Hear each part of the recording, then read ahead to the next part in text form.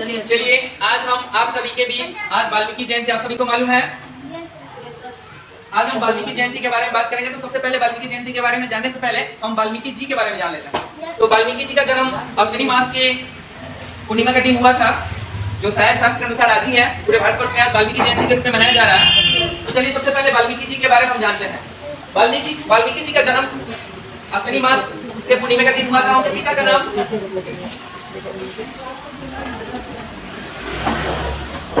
रचेता था।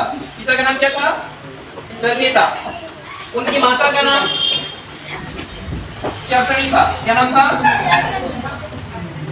ये जब इनका जन्म हुआ तो कुछ दिनों के बाद इनके एक भिल्ली ने, एक भील जाति प्रजाति हुआ करती थी, उसमें एक औरत थी जो इनको चुरा करके रखी गई और इनका पालन पोषण भील जाति में हुआ।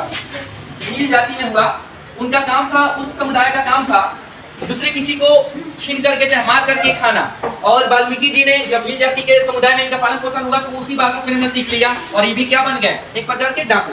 और इनका पेशा क्या हो गया? राहगीर को आते हुए, व्यापारियों के आते हुए सामानों को छीन लेना, उनको मार देना, उनके सामानों से छीन करके अपने पालन पोषण करने लगे।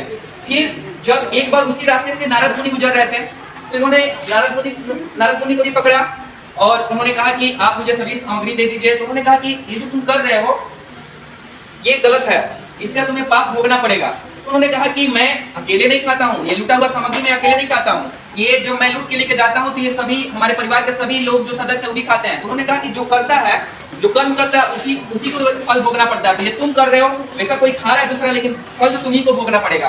तो ये दौड़े दौड़े अपने सभी सदस्य अपने घर के पत्नी के पास गए। उन्होंने पूछा कि मैं जो कर रहा हूँ उसका परिणाम क्या होगा? तो उनकी पत्नी ने कहा कि इसका परिणाम केवल आपको ही भोगना है।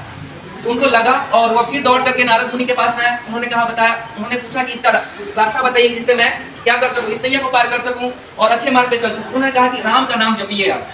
उन्होंने उसी टाइम सभी मोह त्याग करके उन्होंने महर्षि मतलब अपने आप को ब्रह्मचर्य जीवन जीने का मतलब तात्पर्य कर लिया और जंगल की तरफ निकल गए और ब्रह्मचर्य जीवन राम राम जपने लगे। और राम के मतलब ये उनके मुंह से ऐसा एक वाक्य है कि उनके मुंह से राम भी नहीं निकल रहा था। तो उन्होंने कहा, नारद मुनि ने सिखाया कि आप राम मत कहिए, आप हमेशा मरा मरा कहा है तो हमेशा मरा मरा कहिए। उसके बाद आपके मुंह से राम राम निकलने लगेगा। मरा मरा मरा मरा मरा मरा मरा मरा मरा मरा मरा कहिए, राम राम निकलने वाला। इस प्रकार उन्होंने इतना जप किया राम का कि एक समय ऐसा हुआ कि जब वह जप करने के लिए बैठे, इस प्रकार उन्होंने तप किया राम का कि उनके ऊपर चिट्टियां अपना घर बना ली और चिट्टियों ने उनके ऊपर घर बना लिया इसे, और चिट्टियां उनके शरीर पर रहने लगी। इसके बाद इससे खुश होकर के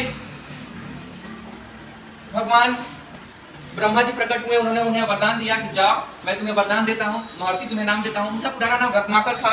उन्होंने उनका पुराना नाम रत्नाकर बदलकर उनका नाम महर्षि वाल्मीकि रखा। उन्होंने उन्हें वरदान दिया कि मैं तुम्हें वरदान देता हूँ कि तुम आने वाली हमारी पीढ़ी में, आने वाले हमारे युग में एक भगवान राम का जन्म होगा, उसके तुम जो लीला करेंगे उसके तुम रचयिता बनोगे, तुम्हें लिखोगे। और इस प्रकार उन्होंने जन्म दिया, उन्हें वरदान दिया और उन्होंने रामायण लिखा। और हमें रामायण की बात करते हैं। रामायण एक ऐसा महाकाव्य उन्होंने लिखा बहुत बड़ा। रामायण एक कोई महाकाव्य तो हम लोगों ने माना इसे, रामायण एक कोई महाकाव्य की श्रेणी में आता ही नहीं है। हमने माना रामायण एक महाकाव्य है, पर ये रामायण जो है एक रामलीला है। रामलीला का मतलब ये होता है कि रामायण जो है, रामायण होने से पहले राम की सारी गाथा लिखी जा चुकी थी। किसके द्वारा? वाल्मीकि जी के द्वारा। तो ये रामायण रामलीला के रूप में, राम के द्वारा किए गए लीलाओं को रामलीला कहते हैं, जिसको हमने रामायण कर दिया और इसे महाकाव्य मान लिया हम लोगों ने। जब इन्होंने रामायण की रचना करी तो इसमें पूरे 12,000 श्लोक थे, पूरे 12,000 श्लोक थे। लेकिन अभी के डेट में ये बढ़ करके 24,000 श्लोक हो गए। श्लोकों की संख्या कितनी हो गई? 24,000 इसमें श्लोक हो गए। और उसके बाद इसमें कुल 7 कांड हुए। कितने कांड हुए? 7 कांड। तो दो कांड जो है बहुत बहुमूल्य है, जिसको पहला एक तो सबसे बड़ा कांड, जो सबसे बड़ा या सबसे छोटा दो ही बहुमूल्य होता है, या तो सबसे अच्छा या सबसे बुरा। तो इसमें सबसे बड़ा जो कांड है युद्ध कांड में आता है।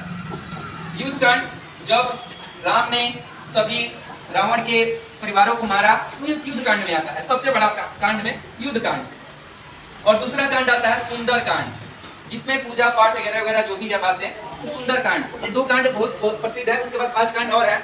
तो उन्होंने रामायण की रचना करी। ये रामायण की रचना वाल्मीकि जी ने संस्कृत भाषा में करी।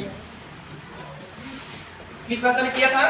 संस्कृत भाषा में। रामायण की रचना वाल्मीकि जी ने किस भाषा में किया था? संस्कृत भाषा। वाल्मीकि जी के पिता का क्या नाम था? रचेता। रचेता। उनकी माता का नाम चरसनी।